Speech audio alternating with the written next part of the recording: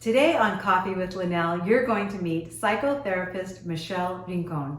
She has a high school, college, and career success story you won't want to miss. And she's my former student. I hope you'll be encouraged today. Stay tuned.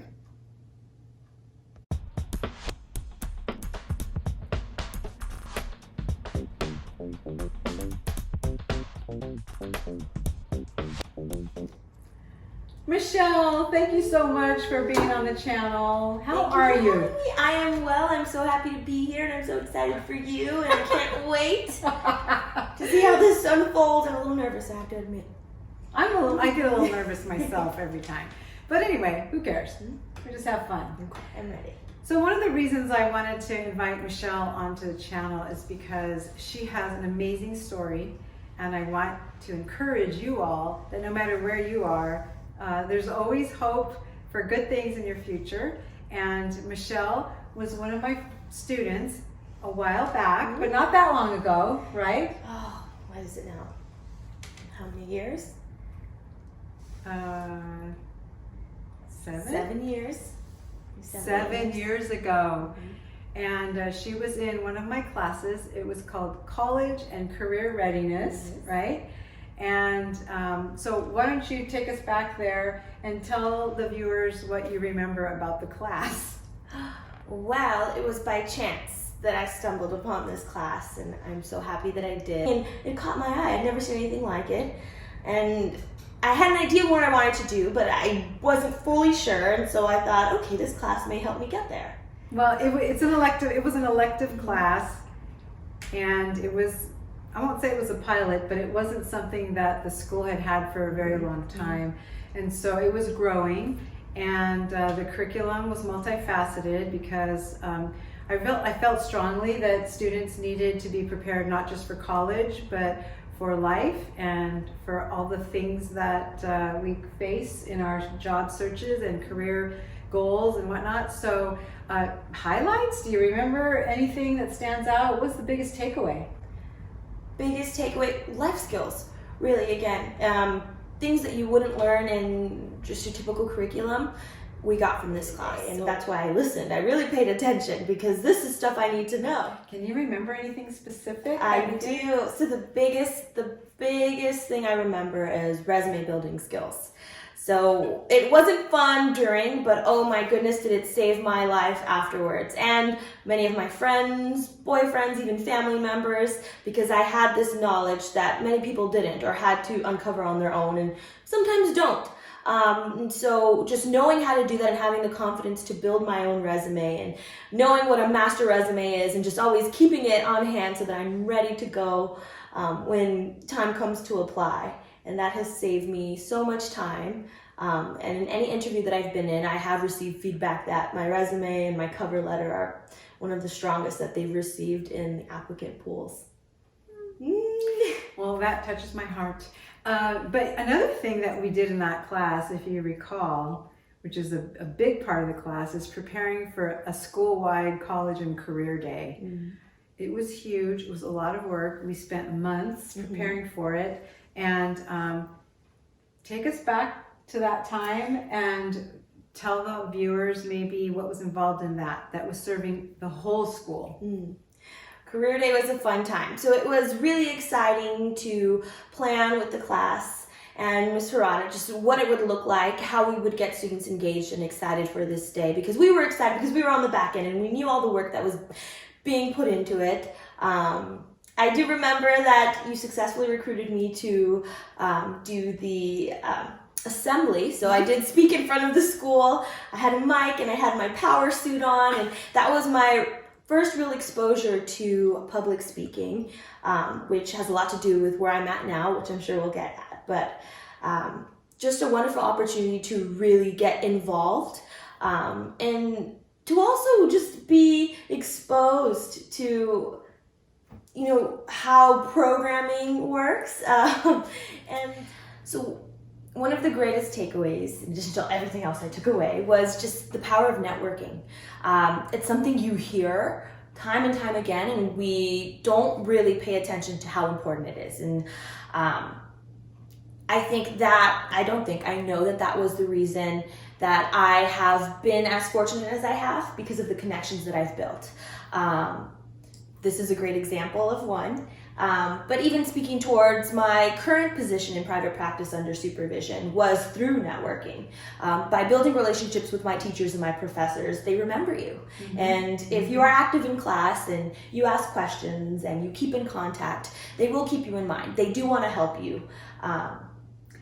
What we forgot to mention is that I think it was her first year in college, I was looking for a paid intern in my office at the high school, and I ended up contacting her, and she ended up coming back to be my paid intern in the very college and career center where she was a student the year before. Which is unheard of. I was so excited. You want me back? And it was a really cool experience. Yeah. And again, a huge testament to just building those relationships that go beyond even career advancement. I hope you're in my life a long time if you want to be. And you know, some of the principles of the channel include refining your skills and keeping on learning, keep learning, and finding your purpose and helping others. And so I feel like even back then that was all woven in. And I called on Michelle because I knew her work ethic. I knew her personality. I knew her character. I knew that already. And so I didn't have to go screening a bunch of applicants. And so I was so thrilled when she said she would come back, and she was so helpful in the center. We did a lot together to help other people, other students. So thank you for that again. Thank you for the opportunity. And for believing in me. Of course, of course. You guys were amazing. And just a side note, you know, I facilitated this work, but it was the students who really pulled it off in the end. And do you talk to any of those students? Can we give them a little shout out here while we're on the air? So I am still in touch with a few of them. You know, everybody's got their own life thing going on, but I do remember Priyank, I remember Nick Saucedo, Marissa Alvarez, Daisy.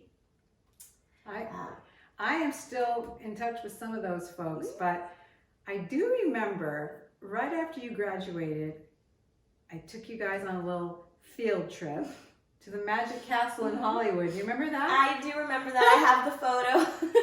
Take a look at that photo right now.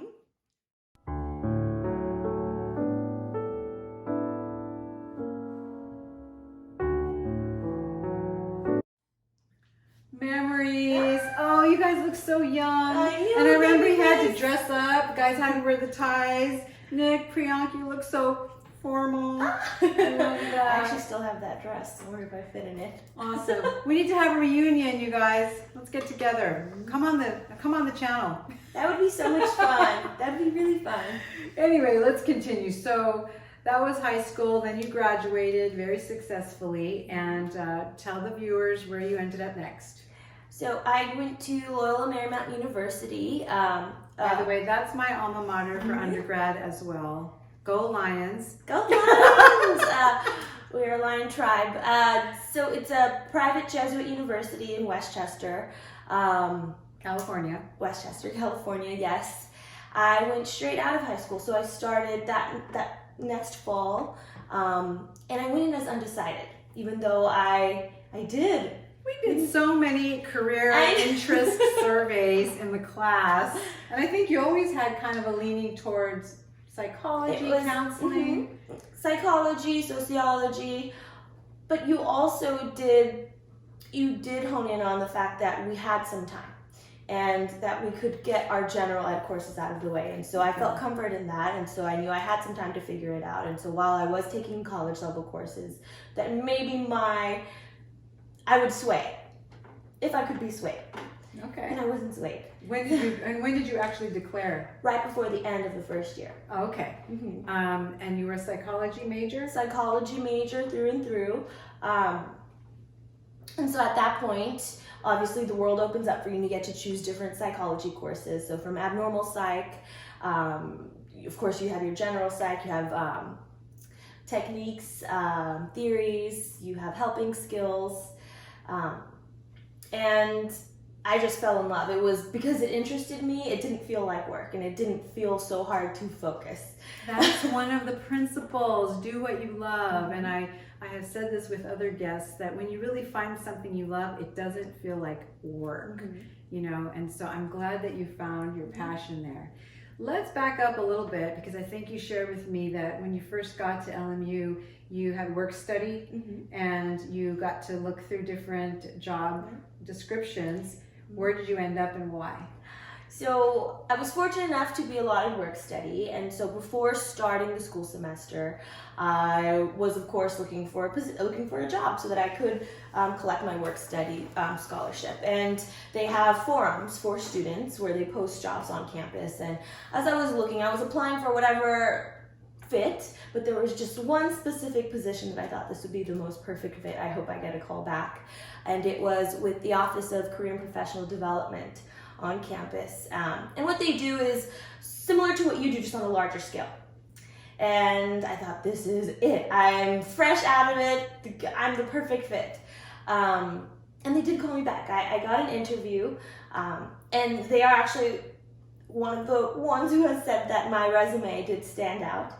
And so I was able to speak to that and the skills that I learned from your class, which is something that I would later refine under their supervision, because I was doing peer advising. So I was now teaching students how to build a resume and cover letter. As a freshman? As a freshman. I would see seniors, even grad level students and alumni were welcome to come in for free services.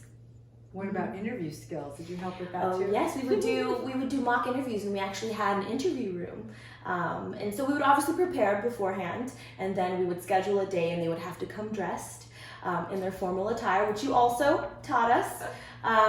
And we would run through an interview, and then we would do sort of a feedback session afterwards, so what we could improve and skills that we did wonderfully. So yeah, well, you know what? This also touches my heart, because as any teacher knows, you're hoping that your students will take what you're teaching them and apply it, not just learn it for a test and then forget it, right? So these were actual skills that you could put into practice, and I'm so glad that that helps you.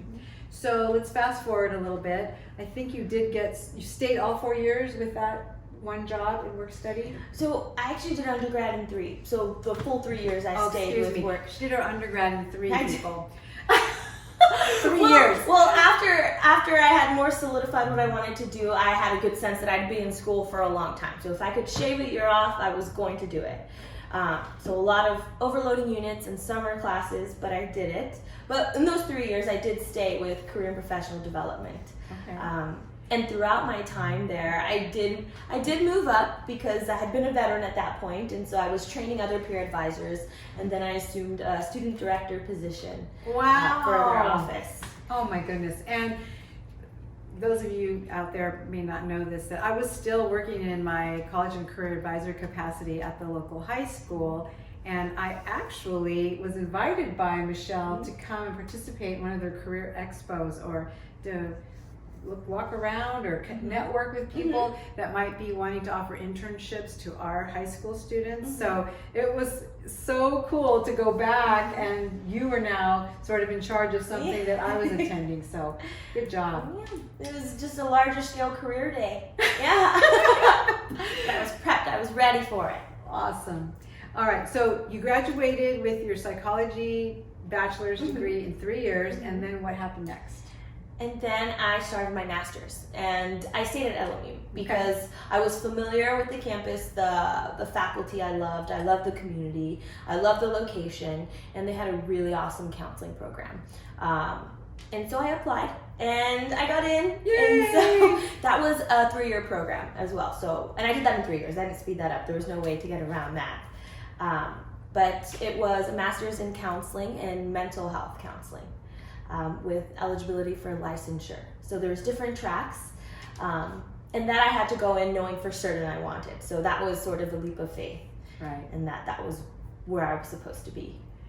Okay, so I had not been in touch with Michelle too often. Occasionally we'd send each other a text or maybe meet for lunch, but I really was so thrilled to hear from her recently when she told me that not only had she finished the master's, but she had landed a job, and I want to let you share what you're doing now. So after finishing my master's, I did start working under clinical supervision in private practice. And in doing this, I am earning my hours towards complete licensure. Right now, I'm an associate psychotherapist, and in 3,000 hours, I will then have full licensure in the state of California. But it's great practice right now for me in learning how to build my own business, and of course, building on my clinical skills. And I'm just really getting into the groove and figuring out which client population that I enjoy working with best. And so I'm really happy with where I'm at right now, but I'm also just getting ready to start working with a group practice. And I decided to make this move because I was looking for a different type of experience, because private practice is somewhat lonely work because it's me, I'm the business, and I'm doing all the administrative work as well as the clinical work. And so in joining a group practice, my hope is that I will also build a sense of community with other therapists and have that network in my workspace. So I'm looking forward to start that in the next month. I'm so proud of you. That sounds so exciting, but it sounds like a lot of work too.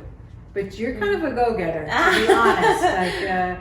You're a high achiever, and I think you have some other news that you want to share too. What is coming up next? What big news did you also share with me? So really exciting news for me. I've been accepted into a PhD program for clinical psychology at Alliance, so California School of Professional Psychology in Los Angeles. And I'll start this fall. It's a 5-year program. So 5 years, 5 more years of school. Oh my goodness. And what do you expect it will entail in those 5 years? I imagine I'm really going to have to focus and buckle down. So head down and just keep moving forward. First 2 years, as far as I know right now, I haven't started the program yet, but it is more academic focused. So I'll be in classes, and then starts practicum, and I'll be more in the field and be able to do actual therapy work, which I'm looking forward to. So I don't think it'll feel as long as it is. Right. And you're still going to maintain your clients? I am going to try my best. So we'll have to figure out a new schedule for them, but we've built enough rapport where I think I can move them around, and they'll be okay with that. Dr. Rincon. One day, yes. So do you have any idea what you might do your dissertation on? I do. I have a few ideas, but I'm really leaning towards studying trauma in depth, and more specifically post-traumatic growth. So the idea here is positive outcomes after a traumatic experience. So whether you have lost a loved one, you've lost your job, maybe you're dealing with mental health disorder, anything of that sort that is experienced as trauma, how can we get you on the trajectory to growth?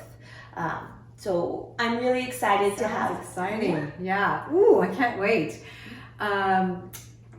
Well, I also am wondering about your current practice. I wanted to ask, what age range of clients are you seeing? What do you see as becoming your specialty? Anything yet?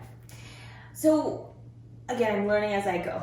And right now I do have a wide range of clients in terms of age and social demographics. So my youngest client, I believe, is 9 years old right now, and my eldest is 45. Okay. And I really do enjoy working with anxiety disorders. So from generalized anxiety to OCD, I also do a lot of work with depression. And for my kiddos, I typically see a lot of ADHD. And I'm enjoying that right now, but with more time comes more exposure, so I'll start to get a feel for where my knack is. Wow, I'm super impressed, aren't you? How can people get in touch with you if they wanted to know more about your practice or how you serve others? Yeah, well, if you're interested in learning more about therapy in general, I'm happy to field any questions. If you're interested in learning about services I provide, awesome. You can visit my website at www.michelleRinconTherapy.com. That's also my Instagram. I post some weekly mental health content. You don't have to seek any services either. You can just enjoy the content. That is my goal then. How can they subscribe to get your newsletter? Oh my goodness. You can submit your email. You can submit an inquiry form on my website, or you can send me a message on Instagram and I'll add you to the listserv. connect with her on Instagram. She posts some wonderful, inspirational, motivational things, and her newsletter is top notch. It's got really relevant stuff in there that really is informational but also encouraging. So check that out. Anyway, I'm so glad you stopped by today, and I hope that the viewers were touched and encouraged by what they heard. This is a real success story, both high school, college, career, and beyond. And if you like this content and you'd like to see more of it, make sure to like and subscribe to With Linal. And that's it for today. Thank you so guys. much. Thank you for having me. See you soon.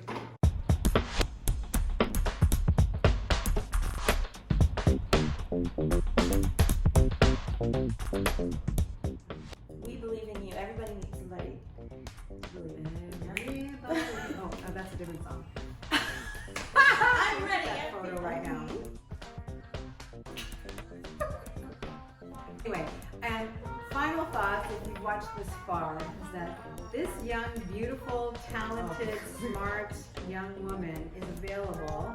But if anyone's interested in her, all the applicants need to be screened by me, so you can apply through withlinal.com.